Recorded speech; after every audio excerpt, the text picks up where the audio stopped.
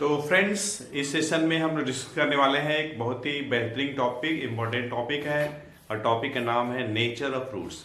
अगर हमारे पास quadratic equation दिया हुआ है तो बिना उस क्वाड्रेटिक इक्वेशन को सॉल्व किए हम लोग उसके रूट्स का नेचर बता सकते हैं, मूलों की प्रकृति बता सकते हैं। मतलब उस क्वाड्रेटिक इक्वेशन के या उस द्विघात समीकरण के जो मूल होंगे, जो रूट्स होंगे, उनकी प्रकृति क्या होगी, मतलब वे किस तरह की संख्याएं होंगी। अब देखिए, संख्याएं की हम जब बात करते हैं तो टोटल संख्या को हम लोग दो तरीके से डिफाइन करते हैं, क्लासिफाई करते हैं। एक होता है रियल, वास्तविक संख्याएं, और एक होता है इमेजिनरी, काल्पनिक या फिर सम्मिश्र संख्याएं। तो उसके बाद अगर हम रियल नंबर को अगर क्लासिफाई करना चाहते हैं तो वह परिमेय और अपरिमेय, रैशनल और इरेशनल। मतलब किसी भी क्वाड्रेटिक इक्वेशन को अगर आप सॉल्व करते हैं तो क्या क्या संभावनाएं हैं, या तो उसके रूट्स रियल होंगे या तो फिर कॉम्प्लेक्स होंगे। तो रियल कब होंगे, कॉम्प्लेक्स कब होंगे, और रियल भी अगर होंगे तो कभी कभी रैशनल होंगे या तो फिर इरेशनल होंगे। रैशनल मतलब परिमेय संख्या, इरेशनल मतलब अपरिमेय संख्या। तो बिना क्वाड्रेटिक इक्वेशन को सॉल्व किए हम लोग रूट्स का नेचर बता सकते हैं, मूलों की प्रकृति को हम बता सकते हैं कि उस क्वाड्रेटिक इक्वेशन के जो रूट्स होंगे वह किस तरह की संख्याएं होंगी। तो चलिए हम लोग स्टार्ट करते हैं। और मूलों की प्रकृति बताने के लिए, नेचर और रूट्स बताने के लिए हमें सबसे पहले डिस्क्रिमिनेंट निकालना होगा। डिस्क्रिमिनेंट उस क्वाड्रेटिक इक्वेशन का जिसे हम लोग जनरली कैपिटल डी से रिप्रेजेंट करते हैं। तो सबसे पहले तो हम लोग क्वाड्रेटिक इक्वेशन का स्टैंडर्ड फॉर्म लिखते हैं, वो भी प्योर क्वाड्रेटिक इक्वेशन, जो कि आपका ax square plus B X plus C equal to 0, और यहाँ पे a शुड नॉट बी 0 होना चाहिए। a की वैल्यू 0 के बराबर नहीं होना चाहिए। ऐसा इसलिए कि अगर a 0 हो जाएगा तो फिर यह जो इक्वेशन है क्वाड्रेटिक न होकर के वह लीनियर हो जाएगा। ठीक है, लीनियर इक्वेशन हो जाएगा। इसलिए यह स्ट्रॉन्ग कंडीशन है कि a शुड नॉट बी 0, मतलब कोएफिशिएंट ऑफ एक्स स्क्वायर जो a है वह 0 के बराबर नहीं होना चाहिए। ऐसा स्ट्रॉन्ग कंडीशन है इसे क्वाड्रेटिक होने के लिए। तो अगर हमारे पास क्वाड्रेटिक इक्वेशन है और ये है आपका स्टैंडर्ड फॉर्म में, तो हम सबसे पहले कैपिटल डी निकालेंगे। कैपिटल डी मतलब डिस्क्रिमिनेंट। डिस्क्रिमिनेंट डिस्क्रिमिनेंट हम लोग निकालेंगे, जिसके लिए हम लोग करते क्या हैं, हम लोग बी स्क्वायर माइनस 4ac निकालते हैं। देखिए, कोएफिशिएंट ऑफ एक्स आपका b है और कोएफिशिएंट ऑफ एक्स स्क्वायर ये है और कांस्टेंट टर्म आपका c है। तो बी स्क्वायर माइनस सी स्क्वायर निकाल लेंगे। निकालने के बाद, और ये कुछ और नहीं है, ये जो है आपका कैपिटल डी है। अब हम ये देखेंगे कि कैपिटल डी की कंडीशन क्या है, इसकी कंडीशन क्या है। मतलब कैपिटल डी की वैल्यू क्या है, 0 आ रही है, 0 से ज्यादा आ रही है, 0 से कम आ रही है। मतलब कैपिटल डी पॉजिटिव है, नेगेटिव है कि इसकी वैल्यू 0 है। तो मान लेते हैं कि कैपिटल डी की वैल्यू, सपोज कर लेते हैं कैपिटल डी की वैल्यू अगर 0 है, तो उस कंडीशन में बोथ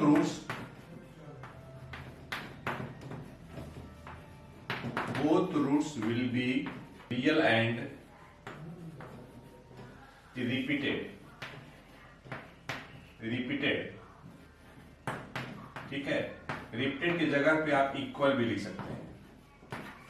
मतलब दोनों रूट्स रियल होगा, इक्वल होगा, दोनों का दोनों रूट्स जो होगा एक ही होगा। रिपीटेड भी हम उसी बात को कह रहे हैं, इक्वल ना कह के।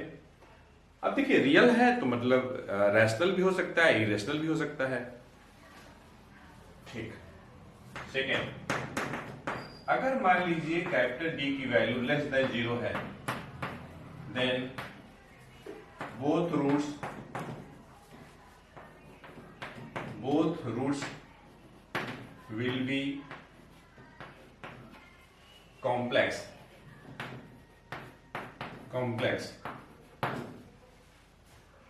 कहिए या तो फिर आप इमेजिनरी कहिए, इमेजिनरी। ठीक है, इसी को हम बोलते हैं काल्पनिक संख्याएं। ठीक, या तो फिर ये चांस है कि कैपिटल डी की वैल्यू 0 से ज्यादा हो। तो इस केस में दो संभावनाएं हैं। पहली संभावना क्या है, if D is a perfect square, D क्या हो, परफेक्ट स्क्वायर है। परफेक्ट स्क्वायर मतलब 4, 16, 4, 9, 16, 25, आपका 64 है ना, 81, 100, 121 इस टाइप का। तो उस केस में then both roots will be rational and unequal,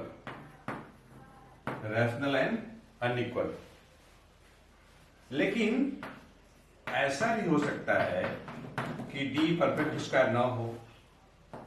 if D is not a perfect square, ऐसा हो सकता है, D is not a perfect square, then both roots will be क्या, irrational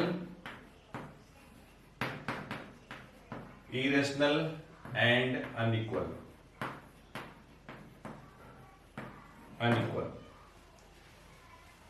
तो अगर हम इसे एक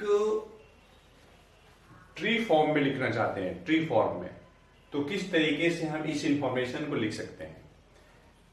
तो बच्चों सबसे पहले अगर आपको क्वाड्रेटिक इक्वेशन के क्वेश्चंस लगा रहे हैं, अगर आपको नेचर बतानी है रूट्स का, तो आपको ये सारी इंफॉर्मेशन पता होना चाहिए।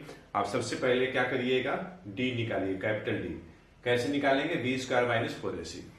निकालने के बाद देखिएगा कि डी की वैल्यू क्या है, मतलब 0 है। तो अगर 0 आती है तो दोनों रूट्स क्या होंगी, रियल होंगी और रिपीटेड होंगी, मतलब दोनों रूट्स रियल और इक्वल होंगी। हो सकता है कि रैशनल इक्वल हो या तो फिर इरेशनल इक्वल हो, क्योंकि रियल में दोनों आता है, रैशनल भी आता है, इरेशनल भी आता है, कंफ्यूज मत होइएगा।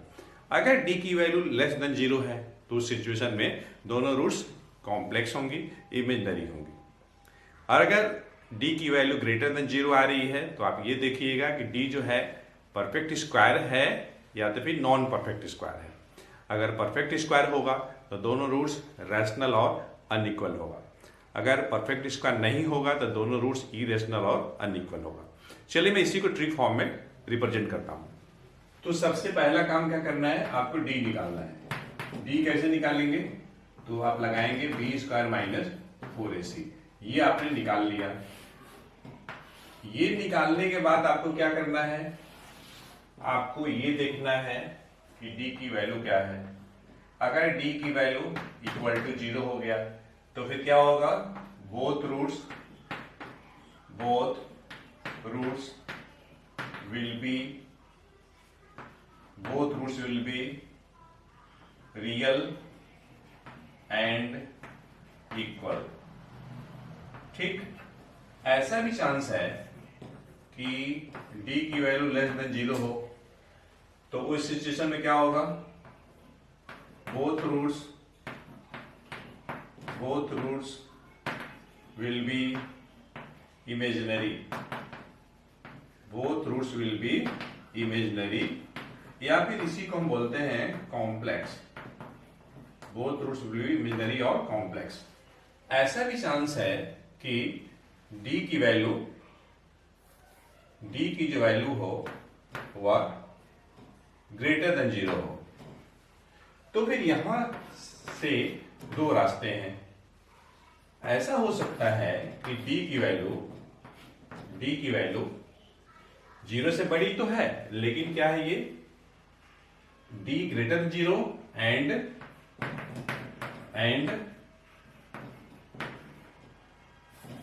It is a perfect square.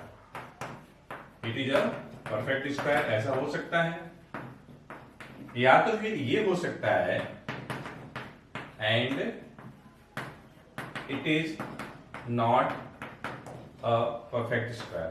दोनों बातें हैं। परफेक्ट स्क्वायर, यहां पे बच्चों को ये भी दिक्कत होती है परफेक्ट स्क्वायर पहचानना।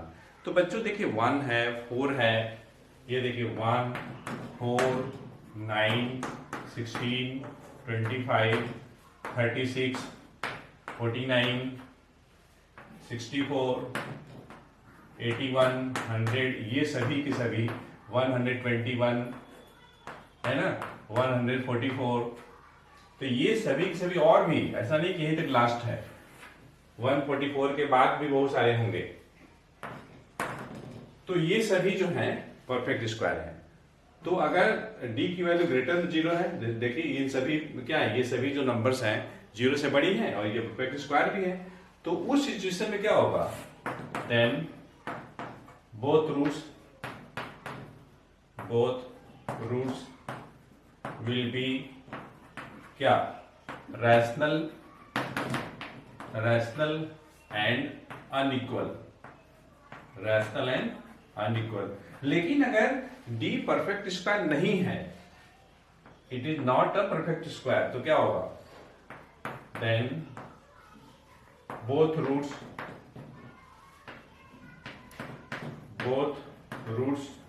Will be irrational and unequal. ठीक, तो ये तो देखिए थ्योरी पोर्शन हो गया।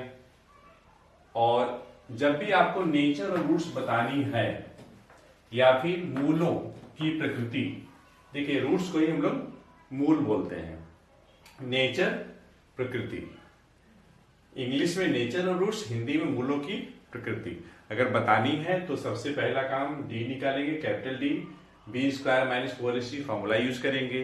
फिर हम देखेंगे कि डी की कंडीशन क्या है, मतलब डी इक्वल टू 0 है, लेस देन 0 है, या तो फिर ग्रेटर देन 0 है। ग्रेटर देन 0 अगर है तो फिर हम देखेंगे कि वह परफेक्ट स्क्वायर है या नहीं है।